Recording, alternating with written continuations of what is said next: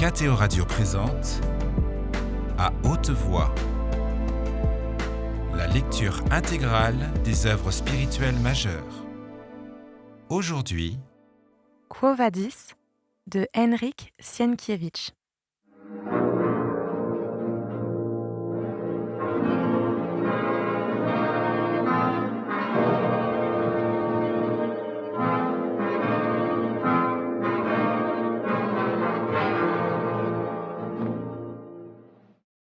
En allant du second vestibule appelé ostium à l'atrium proprement dit, Vinicius demanda « As-tu remarqué que le portier ici n'a pas de chaîne ?»« C'est une étrange maison, » répondit Pétrone à mi-voix. « Tu sais sans doute qu'on a soupçonné Pomponia Graecina de professer une superstition orientale, consistant à vénérer un certain Christos. Il semble bien que ce soit Crispinilla qui lui ait rendu ce service. Crispinilla qui ne peut pardonner à Pomponia de s'être, toute sa vie, contentée d'un seul mari, Univira. Il serait plus facile aujourd'hui à Rome de se procurer un plat de nectaire délicieux de Norique. Elle a été jugée par un tribunal familial. Tu as raison, c'est une bien étrange maison. Je te raconterai plus tard ce que j'y ai entendu et vu. Cela dit, ils entrèrent dans l'atrium. L'atriensis, esclave préposé du lieu, envoya le nomenclator annoncer les visiteurs, tandis que d'autres domestiques leur avançaient des chaises et de petits tabourets pour leurs pieds.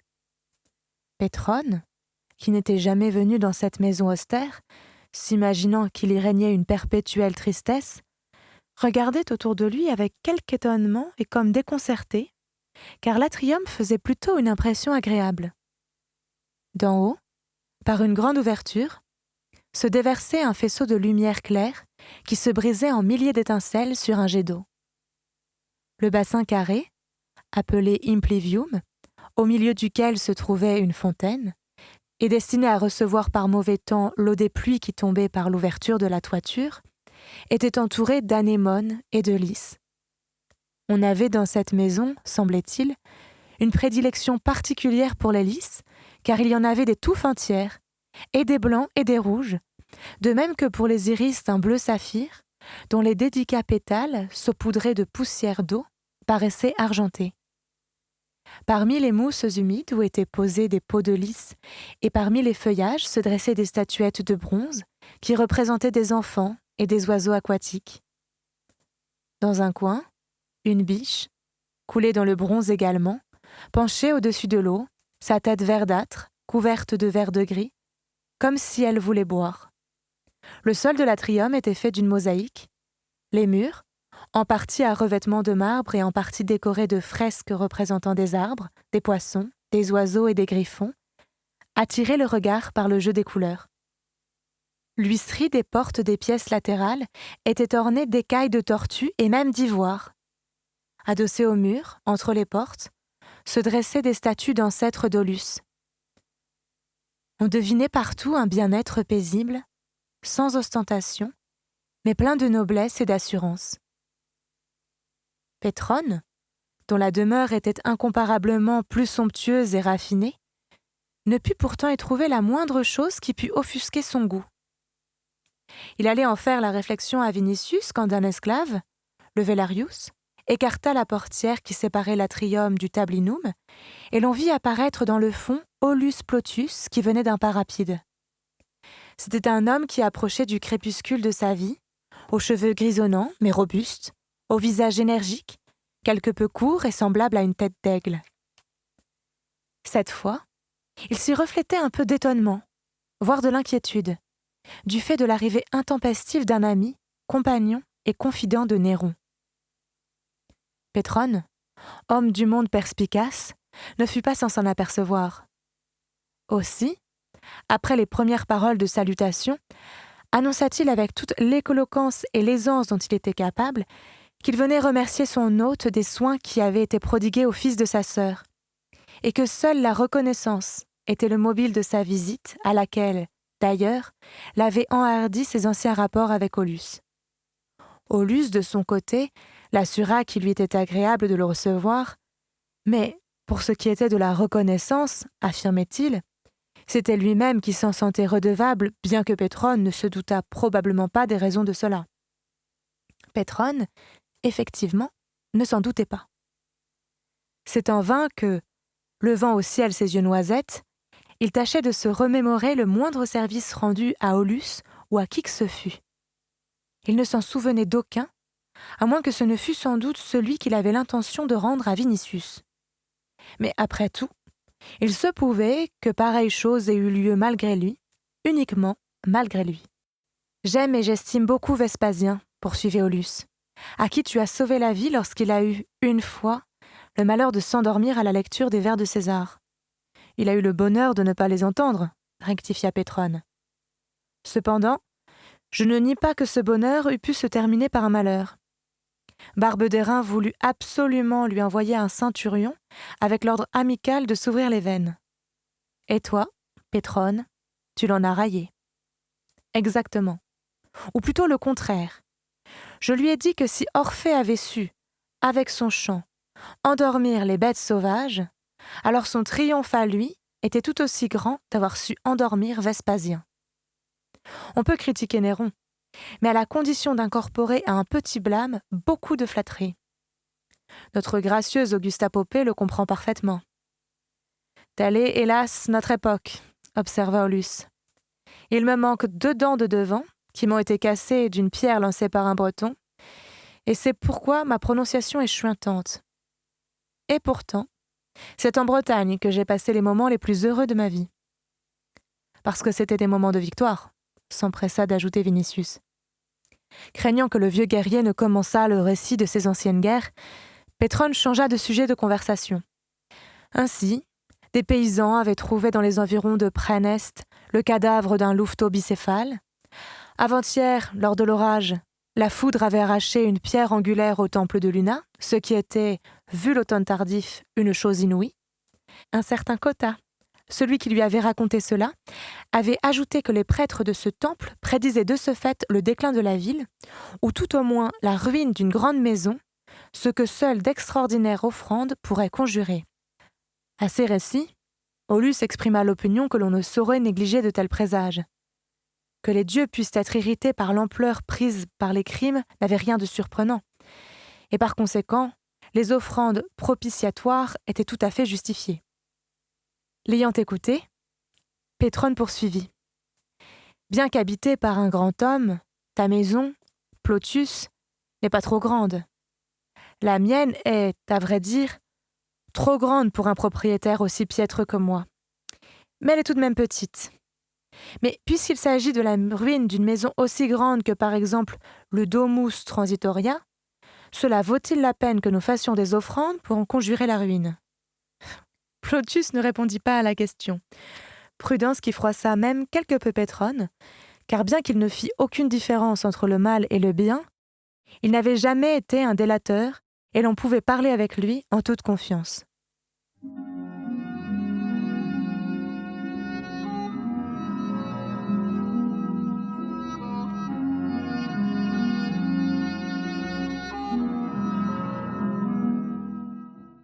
Il changea donc de nouveau de sujet de conversation et commença à vanter la demeure de Plotius et le bon goût avec lequel elle avait été décorée.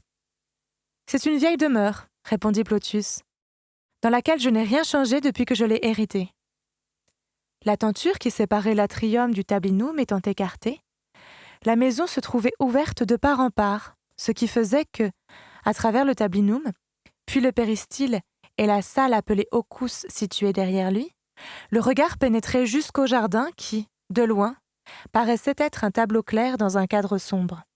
De là, des rires joyeux d'enfants parvenaient jusqu'à l'atrium. « Ah, mon général !» s'exclama Pétrone. « Permets-nous d'écouter de plus près ce rire franc qu'il est si rare d'entendre de nos jours. »« Bien volontiers, » répliqua Plotius en se levant. « C'est mon petit Aulus Éligie qui joue à la balle. Quant au rire, ne passes-tu pas, Pétrone, toute ta vie à rire ? » « La vie est dérisoire, donc j'en ris, » répondit Pétrone. « Cependant, ici, le rire résonne autrement. Pétrone, d'ailleurs, » ajouta Vinicius, « ne rit pas tout le jour, mais plutôt toute la nuit. » Tout en bavardant ainsi, Ils traversèrent la maison dans toute sa longueur et se trouvèrent dans le jardin où Ligie et le petit Aulus s'amusaient avec des balles que les esclaves, les Sphéristae, affectés exclusivement à ce jeu, ramassaient à terre et leur mettaient dans les mains. Pétrone jeta sur Ligie un rapide et furtif coup d'œil. Ayant aperçu Vinicius, le petit Aulus accourut vers lui pour le saluer, tandis que le jeune homme s'avançant, s'inclina devant la belle jeune fille qui se tenait devant lui, une balle dans la main, les cheveux légèrement ébouriffés, un peu essoufflés, et les joues roses. Pomponia Graecina était assise dans le triclinium du jardin, qu'ombrageaient le lierre, la vigne vierge et le chèvrefeuille. Ils allèrent donc la saluer. Bien qu'il ne fréquentât pas la maison des Plotius, Pétrone la connaissait, car il la voyait chez Antistia, fille de Rubellius Plotius, et aussi chez les Sénèques et chez Pollio. Il ne pouvait non plus s'empêcher d'éprouver de l'admiration pour son visage triste mais serein, pour la noblesse de son attitude, de ses gestes et de ses paroles. Pomponia bouleversait à tel point l'idée qu'il se faisait des femmes que, tout débauché jusqu'à la moelle des os qu'il fut, et bien que sûr de lui comme nul autre dans tout Rome, non seulement il ressentait pour elle une sorte de respect, mais encore, il perdait un peu de son assurance. Et voici que maintenant, en la remerciant de l'assistance portée à Vinicius, il utilisait comme malgré lui le mot domina, qui ne lui venait jamais à l'esprit quand il parlait, par exemple, avec Calvia Crispinilla, avec Scribonia, Valeria, Solina et avec d'autres femmes du monde. Après l'avoir saluée et remerciée, il se mit aussitôt à déplorer qu'on vit Pomponia si rarement, qu'on ne put la rencontrer ni au cirque, ni à l'amphithéâtre. À quoi elle répondit calmement, en posant sa main sur celle de son mari, « Nous vieillissons, et tous les deux nous aimons de plus en plus l'intimité de notre foyer. » Pétrone voulut protester, mais Aulus Plotius ajouta de sa voix chuintante. « Et nous nous sentons de plus en plus étrangers parmi des gens qui donnent même à nos dieux romains des noms grecs. » Depuis un certain temps déjà, les dieux sont seulement des figures de rhétorique, rétorqua nonchalamment Pétrone. Et comme ce sont les Grecs qui nous ont appris la rhétorique, alors il m'est plus facile à moi-même de dire Héra que Junon. Cela dit, il porta son regard sur Pomponia, comme pour laisser entendre que, devant elle, aucune autre divinité ne pouvait lui venir à l'esprit. Puis, il se mit à contester ce qu'elle avait dit au sujet de la vieillesse. Les gens vieillissent vite, c'est bien vrai, mais ce sont ceux qui mènent un tout autre train de vie. À part cela, il est des visages que Saturne semble oublier. Pétrone le disait même avec une certaine sincérité, car Pomponia Graecina, bien que proche du retour d'âge, n'en gardait pas moins un teint d'une rare fraîcheur, et, comme elle avait une petite tête et un visage menu, elle donnait par moments, malgré sa robe sombre, malgré sa gravité et sa tristesse, l'impression d'être une toute jeune femme. Le petit Aulus, qui, lors du séjour de Vinicius dans la famille, s'était fortement lié d'amitié avec lui, s'approcha et l'invita à jouer à la balle. Derrière le garçonnet entra aussi dans le triclinium Ligie. Sous le rideau de lierre, avec de petites lueurs tremblantes sur son visage, elle parut à Pétrone, plus jolie qu'à première vue, et réellement semblable à une nymphe. Comme il ne lui avait jusqu'alors rien dit, il se leva, s'inclina devant elle, et au lieu de lui faire de simples salutations, il se mit à citer les paroles avec lesquelles Ulysse avait salué Nausicaa. « Je ne sais si tu es une déesse ou une mortelle, mais si tu es une habitante de cette terre, béni soit ton père et ta mère, bénis soient tes frères. » Pomponia elle-même ne fut pas insensible à la gentillesse raffinée de ce mondain. Quant à Ligie, elle écoutait, troublée et rougissante, n'osant lever les yeux. Peu à peu, pourtant, un sourire espiègle trembla aux commissures de ses lèvres. Sur son visage se refléta la lutte qu'elle livrait en elle entre sa pudeur d'adolescente et son désir de répondre, et, visiblement, cette envie l'emporta car, ayant regardé brusquement Pétrone, elle répondit avec les paroles de cette même Nausicaa, les récitant d'un seul trait et un peu comme une leçon. « Tu n'es pas quelconque, et ton esprit n'est pas quelconque. » Puis, faisant volte-face, elle s'enfuit comme s'enfuit un oiseau effarouché.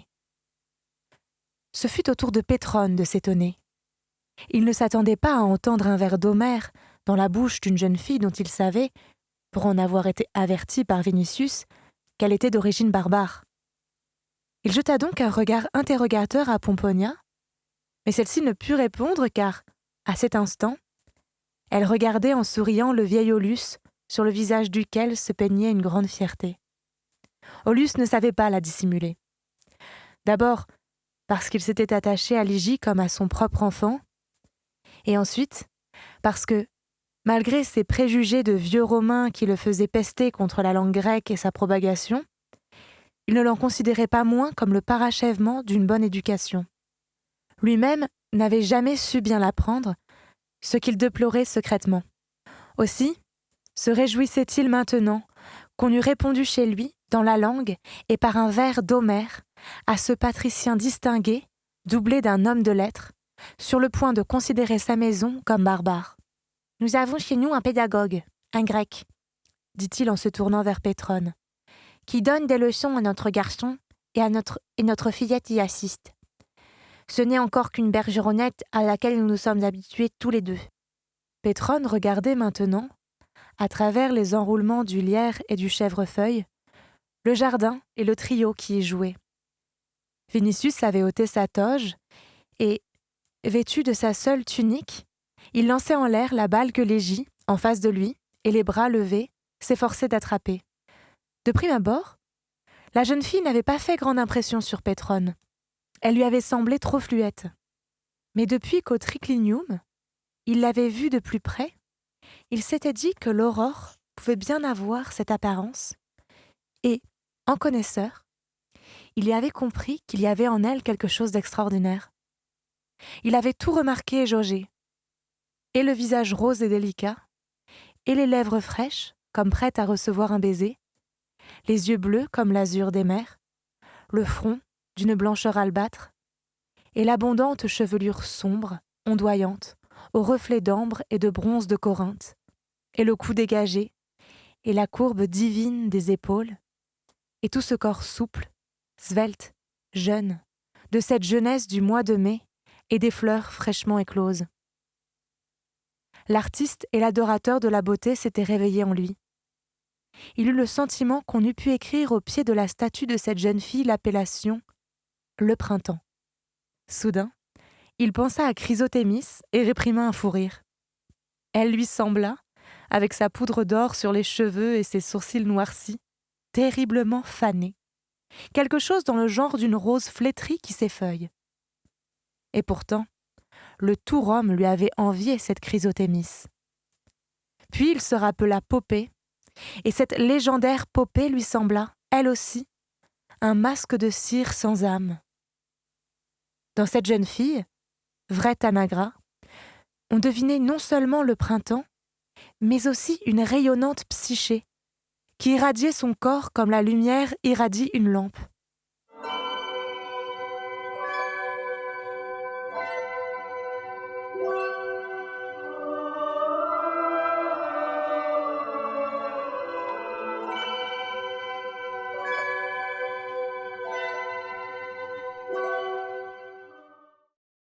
Vinicius a raison, songea-t-il, tandis que ma Chrysothémis est vieille, vieille comme Troie. Il se tourna alors vers Pomponia Graecina et, lui montrant le jardin, il lui dit « Je comprends maintenant, Domina, qu'ayant ces deux êtres, vous préfériez votre maison au festin du Palatin et au cirque. » « C'est bien cela, » lui répondit-elle en portant son regard sur le petit Aulus et Ligie. Le vieux guerrier se mit alors à conter l'histoire de la jeune fille et ce qu'il avait entendu, il y avait des années, de la bouche d'Athélius Istère, sur le peuple des Lygiens qui vivaient dans les pénombres du Nord.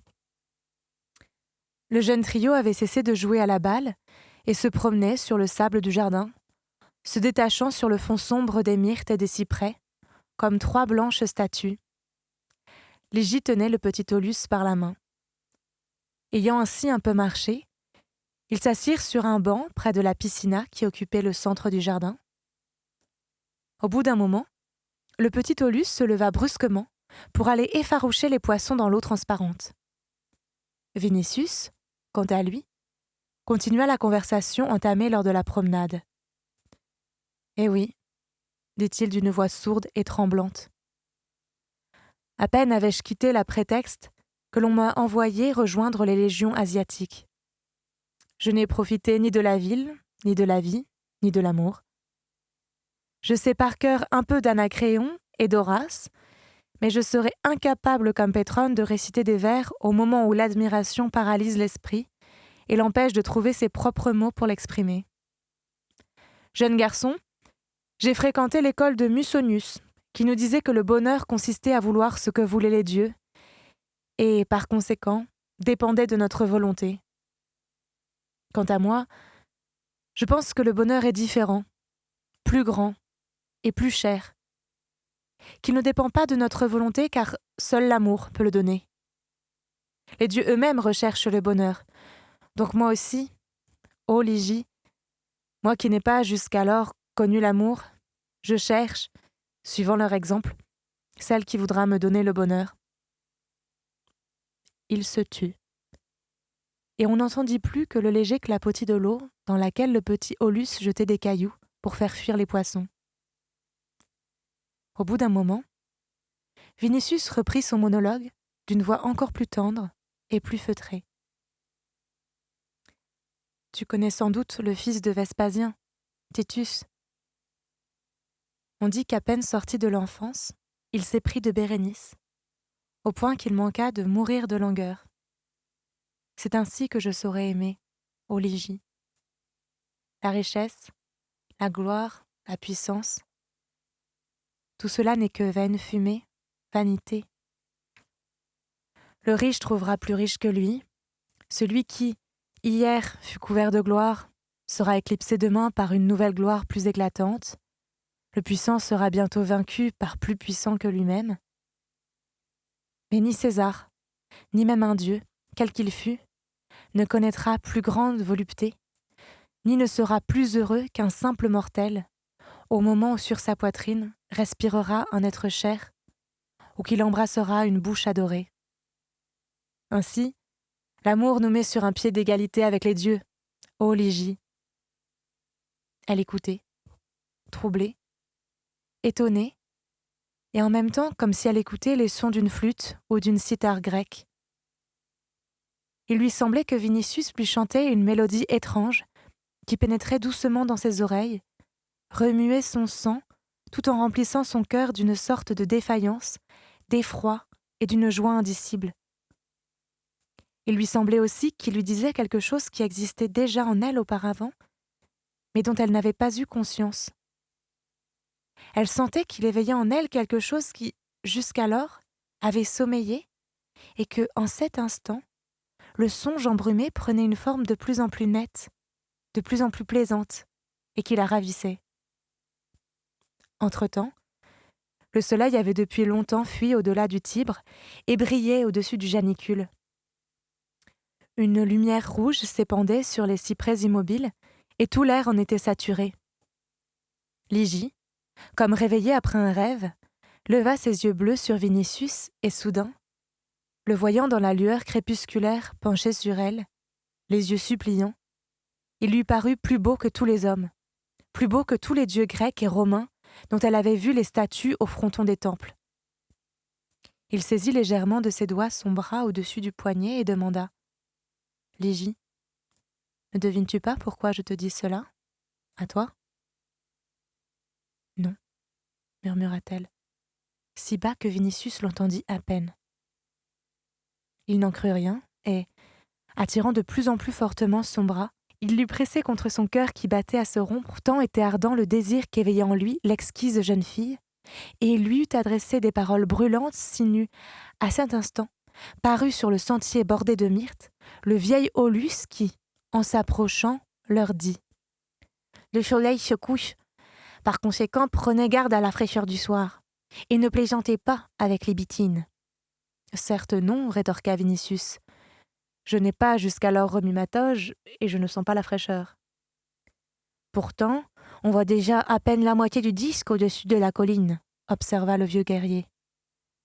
Cela ne vaut pas le doux climat de la Sicile, où le soir, le peuple se rassemble sur les places pour saluer par des chants choraux le coucher de Phébus. Puis, oubliant qu'il les avait lui-même à l'instant mis en garde contre Libitine, il commença à parler de la Sicile, où il avait des propriétés et une grande exploitation rurale qu'il chérissait. Il mentionna aussi qu'il lui venait parfois l'envie de se transporter en Sicile et d'y finir ses jours. Lui, dont les années avaient déjà blanchi les cheveux, en avait assez des frimas d'hiver.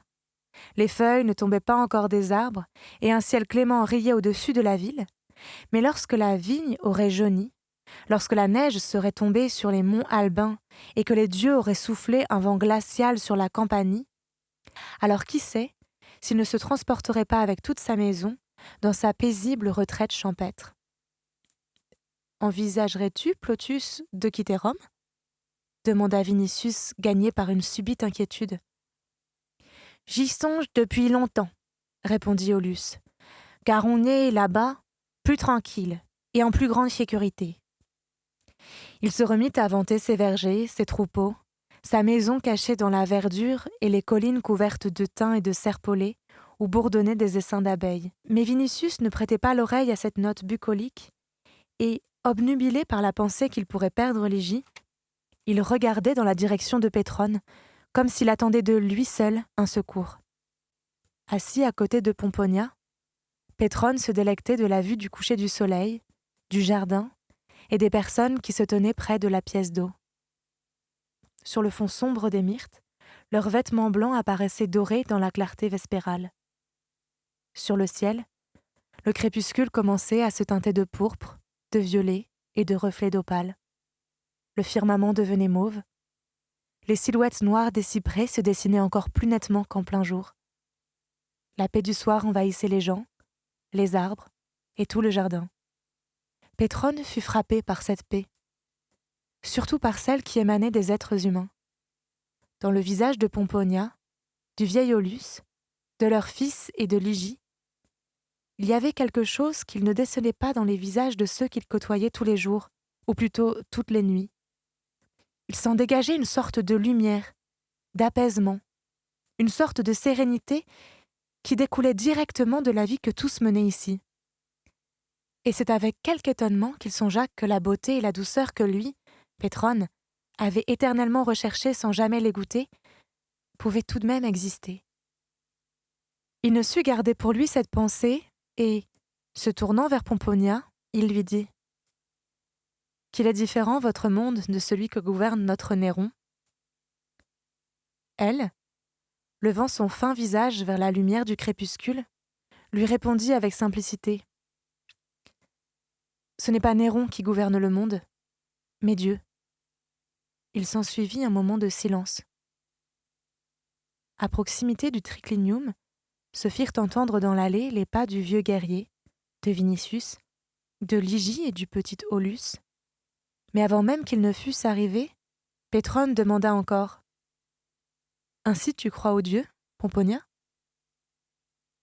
Je crois en Dieu qui est un, juste et tout-puissant, » lui répondit la femme d'Aulus Plotius.